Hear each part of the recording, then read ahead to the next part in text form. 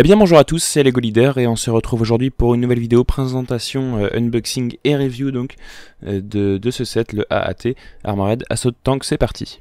Bon, la boîte est classique, il n'y a rien à dire de spécial et à l'intérieur on retrouve 3 sachets ainsi que la notice et les 2 autocollants. Alors la construction est assez simple, il n'y a pas grand chose de particulier, si quand même il n'y a que 2 stickers à coller et franchement c'est pas mal comparé notamment au ATRT qui a beaucoup plus de stickers, donc ça c'est assez plaisant et la construction se fait assez bien, il n'y a pas de souci à ce niveau là. On est parti pour la présentation des figurines, on va commencer par le droïde, il n'y a pas grand chose à dire de particulier, donc c'est un droïde de Kashyyyk je crois, mais sinon voilà, ça reste un droïde. Ensuite en ce qui concerne le clone donc de la 501 mais version Ahsoka Tano avec le casque là qui est peint donc de la couleur de peau d'Ahsoka.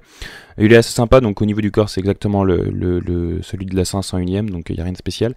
Et le casque est vraiment très propre, hein, les illustrations et tout, très détaillé.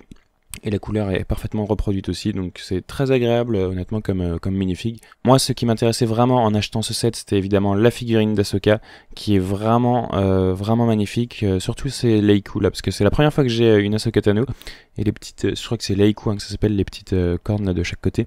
Cette pièce est vraiment magnifique tout simplement. Le visage est aussi super bien détaillé, il y a 2 expressions assez sympas. Le petit reproche que j'aurais c'est peut-être la couleur de ses yeux, honnêtement ils sont très bizarres, enfin ils sont bleus mais très profonds et... Ils sont pas très humains, c'est assez bizarre à dire, mais voilà. Enfin, elle fait presque méchante, Ahsoka, honnêtement, avec ces yeux-là. Mais sinon, pareil, le corps est très propre, les imprimés, que ce soit l'avant ou l'arrière. Le set vaut le coup juste pour elle, presque. Étant donné le prix qui coûte actuellement sur Bricklink. On termine la présentation de ce set avec le véhicule. Alors, beaucoup ont dit qu'il était assez disproportionné. Honnêtement, ça va. C'est la tête, l'arrière de la tête est très grosse quand même, je dois avouer. Et le canon est un petit peu long.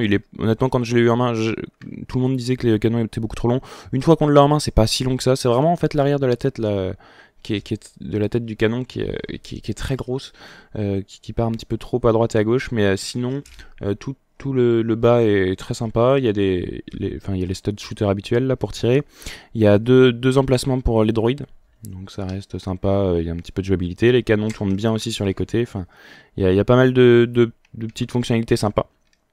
Après honnêtement, voilà, c'est vrai qu'il est très stylisé manière The Clone Wars, ce que j'aime bien, peut-être un peu trop, c'est peut-être le reproche que je peux lui faire, comparé là vous voyez à la version 2015 donc du AAT de Naboo, parce que c'est un peu plus ressemblant à cette version que celui de 2007 ou 2008 je crois, donc de The Clone Wars. Là par rapport à celui de Naboo il est un petit peu plus imposant, mais honnêtement c'est quasiment la même taille, et celui de Naboo était vendu 30 €.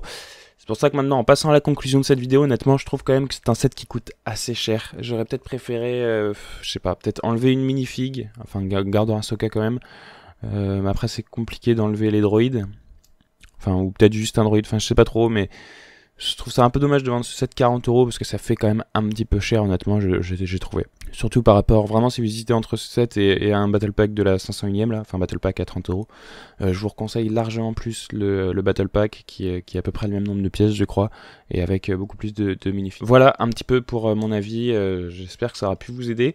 Ça reste un beau set honnêtement, mais bon, à 40 €, j'en rachèterai pas. C'est possible que je rachète le AT honnêtement d'ici quelques mois si il baisse de prix, peut-être à 25-30 €, mais pour l'instant ce sera pas le cas. Voilà, c'est les 2 seules reviews que j'aurais faites sur cette vague, parce que c'est les 2 seuls sets moi qui m'intéressaient à acheter. On se retrouve pour une prochaine vidéo présentation de mock probablement. À bientôt.